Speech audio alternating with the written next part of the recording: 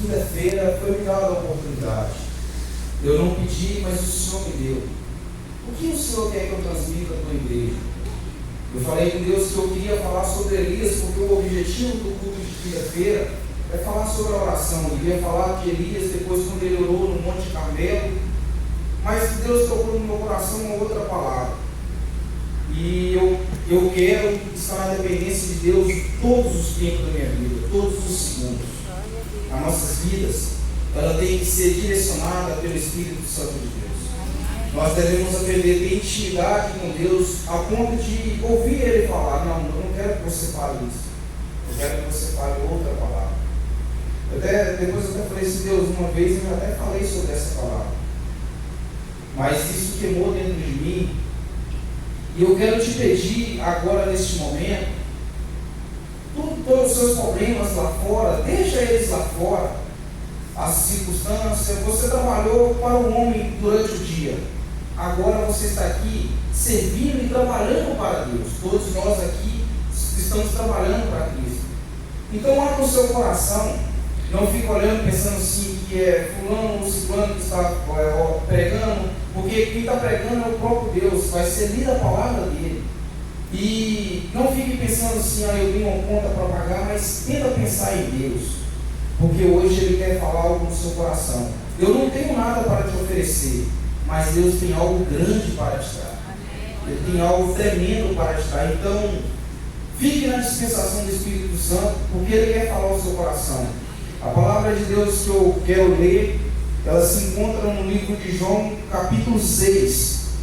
É uma mensagem conhecida por toda a igreja, a qual todos nós já ouvimos falar dela centenas de vezes, seja na classe, seja dentro do templo. É algo que Deus tocou no meu coração e eu queria estar compartilhando com os irmãos. Quero ser bem breve na palavra, porque hoje o nosso objetivo maior aqui é oração. E a gente vai tirar um tempo para orar, um tempo para interceder, porque a gente está precisando clamar, a gente está precisando buscar, porque quando a gente levanta clamor, Deus se levanta no trono para nos ajudar.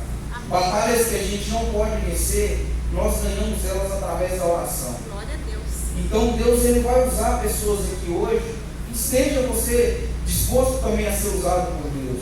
Seja você um canal de bênção na pessoa que está ao seu lado. Você também pode estar clamando por ela também. E Deus, Ele vai fazer grandes coisas aqui. O título que eu coloquei no tema da mensagem foi Nas Mãos de Jesus. Vamos estar lendo o versículo 1 até o versículo 13. Que fala assim, depois disso, Jesus atravessou o lago da Galileia, que também é chamado de Tiberiades. Uma grande multidão o seguia, porque ele tinha visto os milagres que Jesus tinha feito, curando os doentes.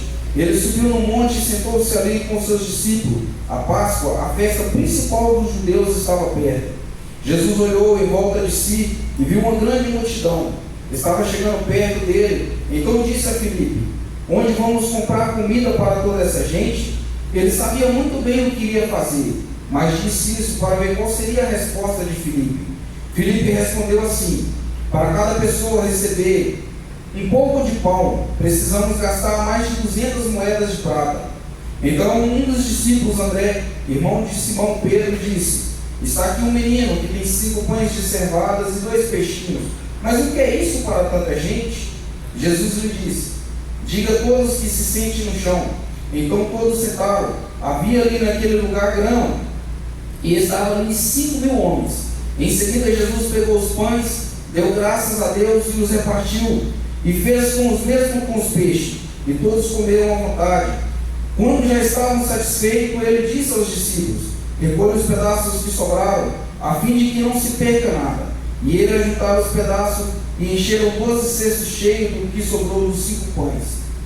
Soberano Deus e maravilhoso Pai, Deus, nessa noite, Pai, eu quero te fazer um pedido especial. Que o Senhor me diminua, Pai, e que o Senhor cresça. Quem tem que brilhar aqui é o Senhor. Pai, que o Senhor possa usar os meus lábios para ser um canal de bênção para a tua igreja. É uma responsabilidade muito grande estar aqui para falar para a noiva de Cristo. Então, Pai, o Senhor sabe o que a sua noiva precisa. O Senhor sabe o que cada um, Pai, tem passado. E se o Senhor quiser mudar, Pai, o contexto que foi aqui, Pai, que o Senhor mude, mas que o Senhor, Pai, venha ser o autor principal dessa festa, que o Senhor, Pai, possa estar conduzindo, Pai, este grupo, e que nós venhamos ser apenas representantes do Senhor aqui na terra. Muito obrigado por tudo, Pai. Muito obrigado por essa oportunidade de estar aqui. Que o Senhor fique à vontade, Pai, no nosso meio. Assim eu oro e te agradeço no nome do Senhor Jesus Cristo. Aqui eu quero falar de 3 pontos. Antes de eu falar desses 3 pontos, esse evangelho, essa passagem da multiplicação de pães e peixes, ela está revelada nos 4 evangelhos. Em Mateus ele vai acrescentar que foram 5.000 homens, todos eles vão falar que foram 5, mas ele acrescenta fora mulheres e crianças. Em Marcos ele vai falar que Jesus e os discípulos não estavam tendo tempo nem para comer, porque a multidão, onde que Jesus estava, tinha multidão. Então eles não estavam tendo tempo nem para comer, eles sobem ao monte, e a multidão, quando vê eles chegando lá, reconhece, vai em direção deles, e Marcos completa que Jesus olha para eles e vê eles como uma ovelha sem pastor. Em Lucas, doutor Lucas, que era médico, ele vai falar assim que Jesus curou todos que precisavam ser curados. Então, se você precisar ser curado esta noite, Jesus pode te curar através da palavra dele. E eu gosto muito da versão que está em João, porque João é detalhista. João ele vai mais nos mínimos detalhes. Ele vai contar que é um garoto, ele vai perguntar para Filipe, porque aqui nós estamos em número de, eu acho que uns 40, 50. Cada um vai ter visão do culto aqui hoje. Cada um vai ter uma perspectiva. Então, a história é a mesma, a história não mudou nos 4 evangelhos, só que cada um teve uma visão a respeito daquilo, mas não mudou o texto e nem o contexto do que foi. E foram 5 pães e 2 peixinhos e 5.000 pessoas alimentadas. Então, aqui eu quero falar sobre 3 pontos. O primeiro ponto que eu quero falar é sobre o desejo de dar, porque João ele vai relatar que um garoto falou que um menino ele sentiu de dar aquilo que ele tinha nas mãos de Jesus Cristo. E eu quero te fazer uma pergunta: você tem alguma coisa que você pode dar hoje? Alguma coisa que você pode oferecer? Às vezes você pode pensar assim: não, eu não tenho nada, ou o que eu tenho é pouco. E se eu te dizer que você tem muito para dar? Você tem muito para dar. Primeiro, às vezes você pode pensar assim: mas o que eu tenho é pouco. Às vezes você pode dar o seu tempo para uma pessoa sentar perto de você, conversar e às vezes desabafar. E hoje o mundo está precisando muito disso. As pessoas, todo mundo está sem tempo, não tem tempo para conversar, para bater papo. Ou você pode dar um abraço, você pode dar uma ajuda a quem está precisando. Você sempre vai ter alguma coisa que você pode dar, e na sua mão é simplesmente algo normal, mas na mão do Senhor Jesus Cristo é algo que vira o sobrenatural. Esse menino aqui, a Bíblia não vai falar a idade, não vai falar como ele era, quem era a sua família. Eu imagino que seja um menino que estava no meio das outras crianças brincando, a mãe, como as mães sempre fazem, levou um lanchinho para ele. E no final, ele brincando em testigo, não comeu. Aí quando ele já estava dando a noite, eles vão e perguntam, e ele vai e pega esse lanchinho e deseja dar. O primeiro passo aqui, para você ver e viver o sobrenatural do Senhor Jesus Cristo, o que aconteceu aqui foi algo sobrenatural. A mente humana não pode explicar. A matemática é 2 mais 2 é 4. Mas a matemática de Deus, 5 pães e 2 peixinhos, uma multidão alimentada. E ainda sobra. Amém. A matemática de Deus é diferente. Amém. Mas só que para você viver isso, o primeiro passo é você dar. É você doar. Hoje você pode doar o seu coração. Nós acabamos de louvarmos aqui. Você pode louvar o seu louvor, doar o seu louvor. Você pode doar a sua vida. E às vezes não é como uma coisa mecânica, não. Doa, levanta as mãos aqui no louvor, que não. Faça isso de coração. Esse menino aqui, ele fez isso de coração. Quando você faz de coração, você vive o que ninguém viveu. E aqui o primeiro passo dele foi dar. Ele deu para ver o milagre do Senhor Jesus Cristo. E aquilo que ele deu na mão do Senhor Jesus Cristo multiplicou. O segundo passo, que é algo muito fantástico e é algo que está acontecendo hoje dentro dessa igreja e que tem mudado essa casa, foi o agradecimento de Jesus. Jesus, quando pegou, a primeira coisa que ele fez foi levantar o Pai e agradecer. Hoje em dia a gente está vendo tantas pessoas reclamando de tantas as coisas, reclama do governo, reclama do carro, reclama do serviço, reclama da esposa, do esposo, reclama dos bancos da igreja. Será que a gente está tirando tempo para agradecer? E quando eu estou falando de tirar tempo para agradecer, eu não estou falando só de você agradecer por bênção, não. Bênção é consequência de algo grande que pode vir sobre a sua vida. Então, não agradeça só por bênção, não. Se Deus, ele, nesse período que a gente passou, se Deus te levou um ente querido seu, a dor vai ficar. Mas agradeça a Deus, porque Ele sabe o que é melhor. Verdade. Se Ele tirou, talvez Ele está trabalhando em você. Ou então, se você perdeu algo, talvez você tinha uma empresa e perdeu uma empresa, talvez isso é para o seu crescimento. Então agradeça a Deus, porque quando você agradece a Deus, o céu se comove. Deus, lá no alto, Ele se comove, porque Ele sabe que o seu coração está voltado para Ele. Então, em todo tempo, em todo momento, em qualquer circunstância da sua vida, a sua base é agradecimento. Seja grato a Deus. Você tem motivos de sobra para agradecer. Hoje você está vivo, está aqui. Isso é um grande motivo. Você está com saúde. Eu tenho certeza que aqui ninguém ficou sem comer uma semana dentro de casa, um dia, por falta de alimento. Você tem alimento dentro de casa. Graças a Deus. Então agradeça a Deus pelo alimento, pelo ar que você tem. Você tem 2 mãos, 2 pés. Quantas pessoas desejariam ter isso?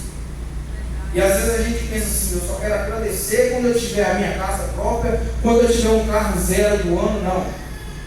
Pensa, é só uma consequência de algo grande que pode vir na sua vida. Isso é tão pequeno, as bênçãos materiais é coisas tão pequenas.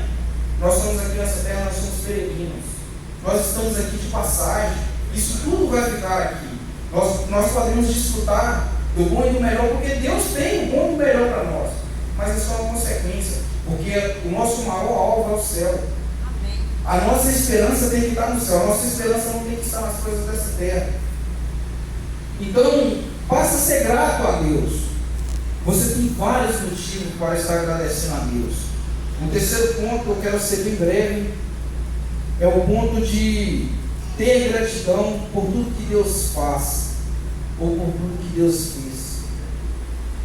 Aqui, quando o texto vai decorrendo, vai falar assim que 5.000 pessoas comeram, fora mulheres e crianças, e depois disso, sobraram 12 cestos cheios. Tem pessoas que às vezes pensam assim, esse mês sobrou salário na minha conta, então vou gastar tudo, não tem um planejamento para o futuro. Aqui Jesus estava ensinando aos discípulos planejamento. Quando sobrou 12 cestos cheios, para aquela ocasião não era aquela ocasião, porque todos já estavam cheios. Mas depois, você vai ver que eles vão ter que ir para um deserto, depois eles vão atravessar o mar. Eles precisavam comer. Então o que sobra na sua vida, não é para você desperdiçar, jogar fora. Deus, Ele vai te dar e tem te dado com abundância. Você pede uma coisa, Deus te dá muito mais do que você pediu. Porque os caminhos dele são maiores do que os nossos, os pensamentos dele são melhores do que os nossos. Amém. E Ele sabe o que é melhor para você. Ele sabe que se hoje Ele te dá, e se sobrar, que Ele tem poder para fazer para sobrar, não é para você sair desperdiçando, jogando tudo fora. Tenha um planejamento. Jesus Cristo, Ele tem um planejamento. Nesse texto que a gente lê, se você for prestar atenção nos mínimos detalhes desse texto, você vai ver que Jesus era organizado. Antes de distribuir, Ele colocou todos setados em grupos de 100 e em grupos de 50. Então, seja você organizado. Seja você organizado e tenha um planejamento. Um planejamento familiar, um planejamento espiritual, um planejamento financeiro. Porque você tendo esse planejamento, você vai saber ser grato a Deus. Você vai saber falar assim, não, tudo que eu tenho vem de Deus e tudo vai para Ele. Então, que você possa se entregar verdadeiramente para Deus e ouvir Ele falar no seu coração. Deus, Ele tem coisas grandes para fazer na sua vida, na sua casa, mas você vai ter que primeiramente entregar, confiar a sua vida, confiar os seus negócios. E não é só quando tá dando certo, não, quando está errado também. Confie em Deus, porque você vai viver algo sobrenatural. Não tem como você viver o sobrenatural se você não tiver relacionamento íntimo com Deus. Como você faz para ter relacionamento íntimo com Deus? Orando, falando com Deus. Porque quando você fala com Deus, Ele fala com você. Amém. E noite de quinta-feira, noite de oração, né, pastor? Nós temos que orar. Então, tem alguns motivos de oração a qual nós vamos estar orando no dia de hoje. E eu queria estar convidando o irmão Alisson para estar